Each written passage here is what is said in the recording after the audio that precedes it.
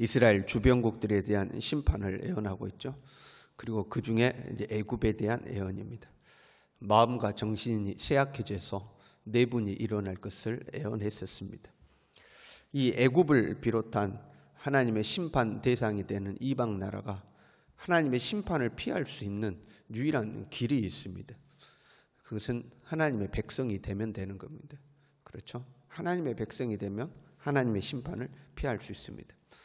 하나님 밖에 있으면 그 누구도 심판을 피할 수가 없습니다. 하나님 안으로 들어와야 심판을 피할 수가 있죠. 간혹 가다 보면 안 믿는 사람이 믿는 사람보다 더 선하고 착하게 사는 경우들이 있습니다. 그럼 그 사람들은 목청을 높이는 경우들이 있거든요. 왜 너희들은 예수님을 믿는다고 그러면서 나보다 더 착하지 않느냐, 뭐 이런 식으로 목청을 높이는 경우가 있죠. 그런데 기본적으로 아무리 사람이 선해 보여도 모든 사람은 죄성을 가지고 있음을 우리는 기억해야 합니다. 겉으로 드러나는 것은 선한 것 같지만 그 사람의 본심 안으로 우리가 파고 들어가 보면 정말로 예수님처럼 이타적인 사랑을 가지고 자기 자신을 전적으로 내놓는 사람은 거의 드뭅니다. 겉으로 드러나는 선함이지만 그 본성으로 들어가 보면 이기적인 것들이 있고 자기중심적인 것들이 반드시 존재하고 있고요. 무엇보다도 근본된 죄성이 있는 거죠. 그래서 기본적으로 사람은 모두 다가 죄인인 거죠. 그래서 이제 우리에게 이런 이야기를 할 때가 있어요, 여러분. 너희들은 교회 다닌다면서 왜 그렇게 사냐? 왜 그 정도밖에 안 되냐? 그렇게 이야기하면 우리는 뭐라고 대답해야 돼요, 여러분? 그러니까 예수님 믿지 하고 이제 우리는 대답하는 거죠. 내가 온전하지 못하니까 우리는 예수님 믿는 겁니다. 내가 완벽하지 못하니까 우리는 예수님을 믿는 거죠. 그래서 이 교회가 안전한 피난처라고 한번 생각해 봐요. 밖에는 지금 비가 내리지만 비가 내리는 게 아니고 불비가 내려서 지금 세상이 심판받는다고 생각해 봐요. 그리고 이 교회만이 안전한 피난처라고 생각해 봐요. 그러면 이 교회에 있는 사람들은 다 안전하겠죠. 중요한 것은 교회 안으로 들어왔느냐 들어오지 않느냐가 중요한 거죠. 얼마나 선하냐, 얼마나 착하냐, 얼마나 나쁘냐, 그게 중요한 게 아니죠. 교회 안에 들어왔냐 안 들어왔느냐가 중요한 거죠. 교회 밖에 있으면 아무리 우리보다 착하고 의롭고 선하게 산다 해도 그 심판을 피할 수가 없는 거죠. 마찬가지인 거죠. 누구든지 예수님 안에 들어와야 그 심판을 피하는 겁니다. 좀 선하지 않을 수도 있어요. 세상의 눈으로 볼 때 좀 부족해 보일 수 있어요. 도덕적이나 윤리적으로도 약점이 있을 수 있어요. 그러나 중요한 것은 그리스도 예수 안으로 들어오는 거죠. 그러면 심판을 피할 수가 있는 겁니다. 물론 제일 좋은 것은 예수님 믿고 우리도 예수님을 온전히 닮아가면 제일 좋겠죠. 그러나 어떤 사람은 온전히 닮아가는가 하면 어떤 사람은 70% 닮아가는 중에 있고 어떤 사람은 또 50% 닮아가는 중에 있고 사람마다 이 성화의 과정과 정도가 다 다르잖아요. 중요한 것은 예수 그리스도 안에 있는 거죠. 예수 그리스도 안에 있어야 심판을 피하는 거죠. 지금 이 애굽이라는 나라도 비록 이방 나라요, 이스라엘을 괴롭히는 나라요, 하나님의 심판의 대상이지만 이들이 하나님의 심판을 피할 수 있는 유일한 방법이 있는 거죠. 그건 뭐예요? 하나님의 백성이 되면 되는 겁니다. 그런데 지금 그 사실이 기록되어 있는 거예요. 18절에 이렇게 되어 있어요.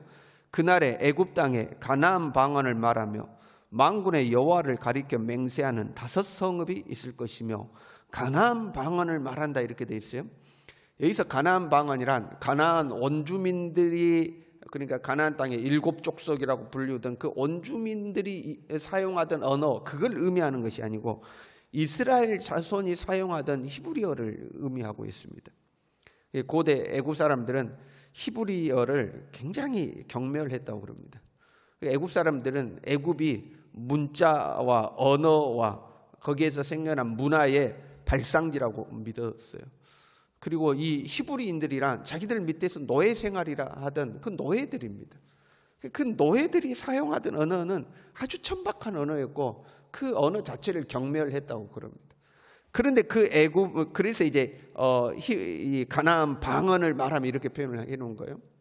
그런데 그 애굽 사람들이 히브리어를 채택해서 사용한다. 히브리어를 사용한다. 그 히브리어는 하나님의 말씀을 기록해 놓은 거잖아요.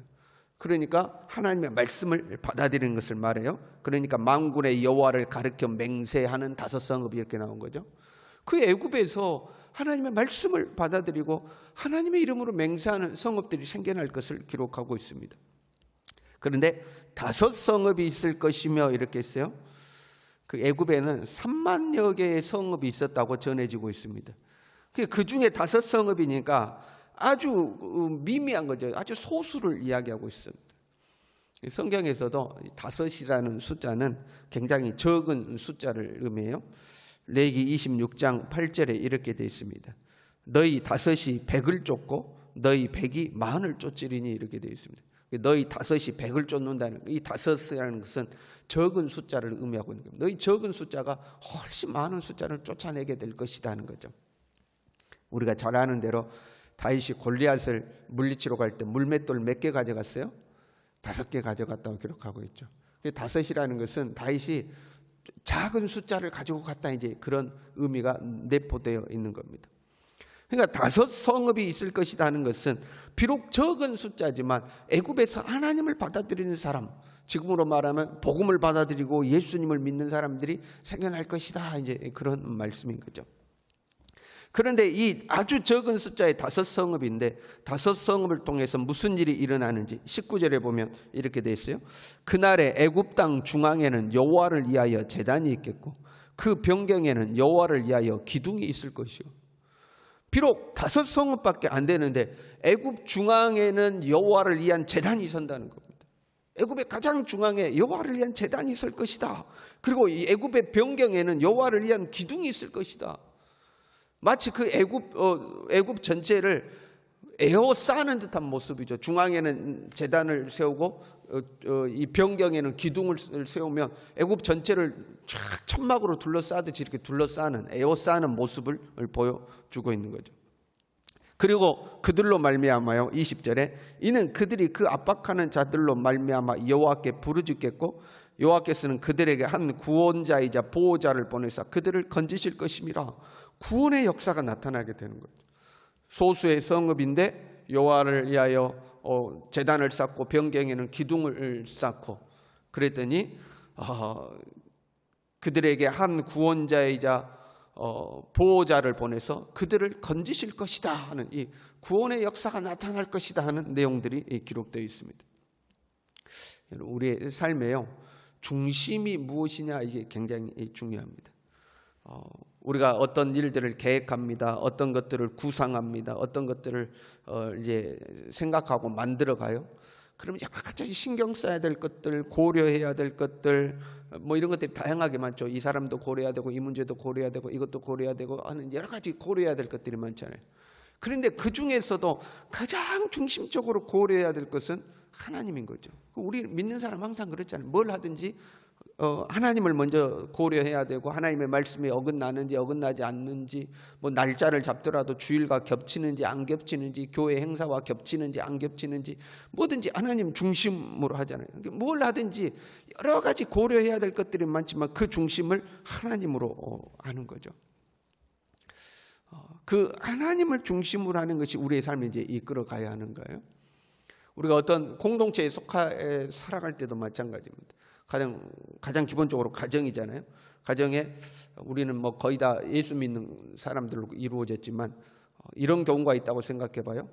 예수님을 믿는 사람과 예수님을 믿지 않는 가족이 이제 함께 사는 거죠. 그런 경우 있잖아요. 어떤 사람이 교회 다니고 어떤 사람이 교회 안 다니는 거. 어떤 집은요.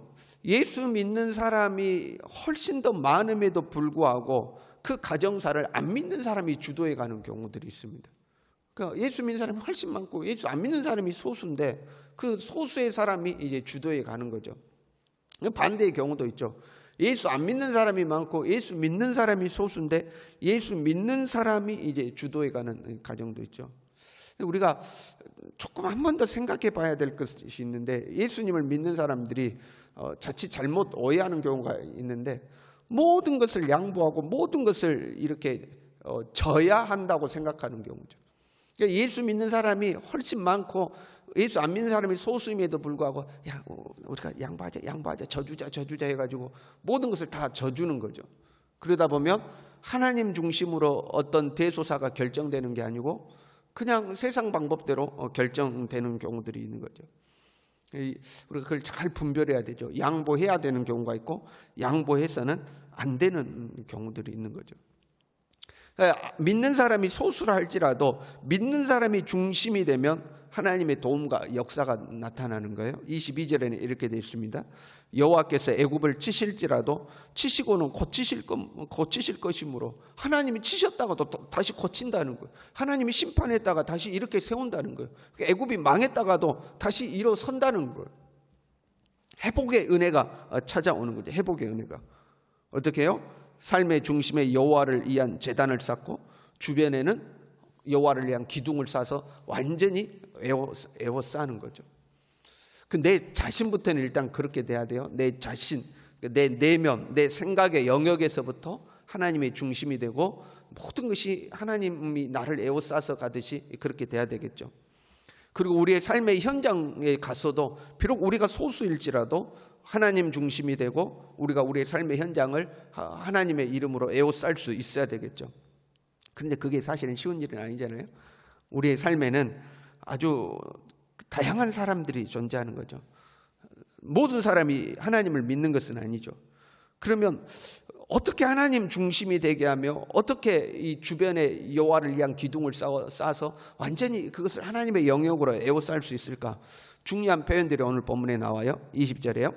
그들이 그 압박하는 자들로 말미암아 여호와께 부르짖겠고 이렇게 기록되어 있습니다. 22절에는요. 여호와께서 그들의 간구함을 들으시고 그들을 고쳐주시리라. 부르짖고 간구함을 통해서, 비록 소수일지라도 부르짖고 간구함을 통해서 내 삶의 자리를 하나님의 이름으로 에워쌀 수가 있는 겁니다. 이스라엘 백성들은 출애굽한 이후에 가나안 땅을 이제 정복해 갔죠. 오늘날 우리는 땅을 정복하는 것은 아니죠. 실제적으로 땅을 막 정복하는 것은 아니죠. 그러나 영적인 영역을 정복해 갈 수 있어야 되죠.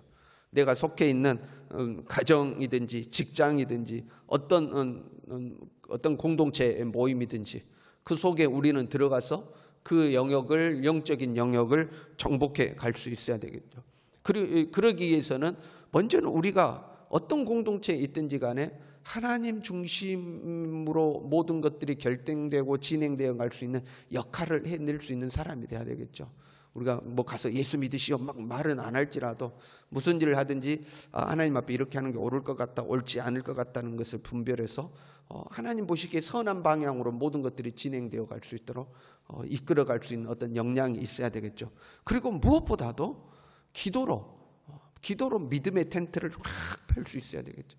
기도를 통해서 내 삶의 영역을 완전히 영적으로 에워쌀 수 있어야 되겠죠.